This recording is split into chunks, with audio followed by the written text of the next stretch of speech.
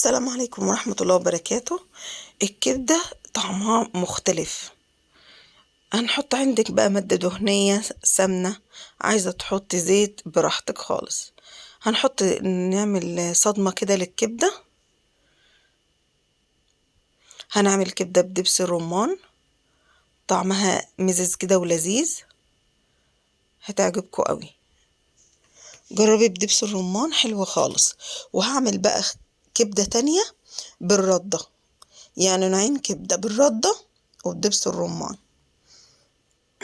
اللي هتاخد صدمة في الزيت دي اللي هتتعمل بدبس الرمان. فانا عشان ما اضيعش الوقت عملت ايه، بحط الكبده ديت في الرده عما تاخد صدمه الكبده اللي عندنا اللي هي بدبس الرمان. وبعد كده حطيت عليها التومه وبقلبها.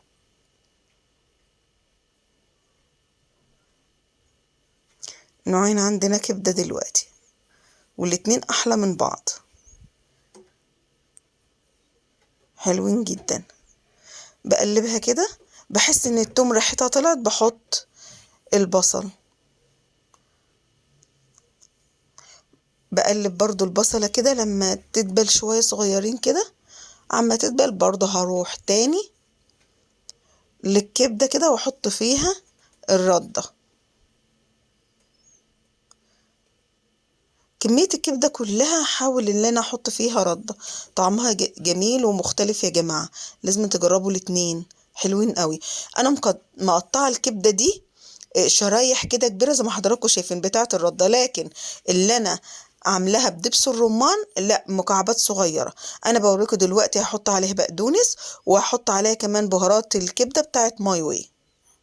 هحط دبس الرمان اهو معلقتين كبار حلوين كده وهقلب. يبقى انا دلوقتي حطيت البقدونس وحطيت دبس الرمان وبقلبهم كلهم.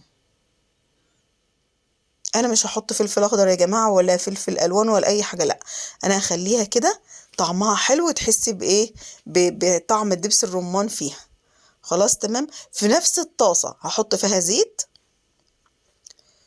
بوريها لكم كده بجد طعمها حلو قوي. في نفس الطاسه كده هحط زيت وهقلي كمان الكبده اللي بالرده.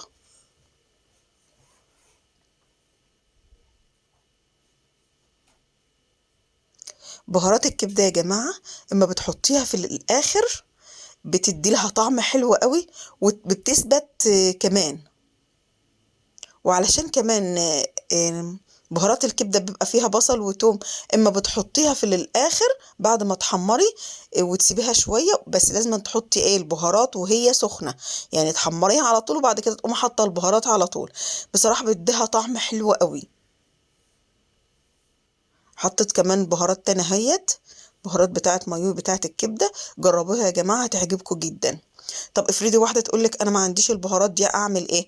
فلفل وكمون وملح وبصل بودره وتوم بودره وشويه قرفه صغيرين خالص، برضه هتدي نفس الطعم باذن الله. بس طبعا بيحطوا عليها حاجات مختلفه بتاعه ماي واي، بتدي طعم كمان جميل قوي وريحه حلوه جدا. بس اللي ما عندوش يحط التوابل اللي انا قلت عليها دي. الردة يا جماعة بتخليها طرية من جوه كده ومحمرة من بره، بصراحة بتبقى طعمها حلو قوي.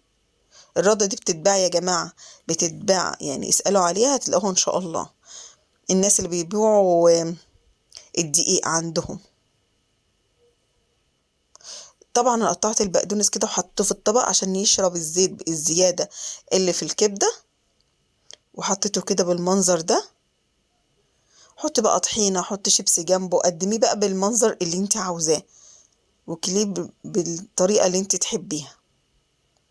حطيت اهو زي ما انا قلت لكم، اول ما طلعتها من على النار على طول حطيت البهارات.